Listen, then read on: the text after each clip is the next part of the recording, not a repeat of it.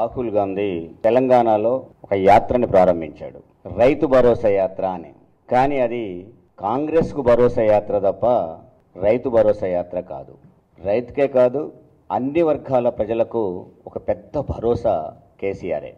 అన్ని వర్గాల ప్రజలను ఆకట్టుకుంటున్న పాలన కేసీఆర్ పాలన. ఎప్పుడైతే అన్ని రంగాలలో అన్ని ప్రాంతాల్లో కేసీఆర్ గారి యొక్క పాలన ప్రజల గుండెల్లోకి పోయిందో, ప్రతిపక్షాల గుండెల్లో రాళ్లు పరిగెడతా ఉన్నాయి, రైళ్లు పరిగెడతా ఉన్నాయి.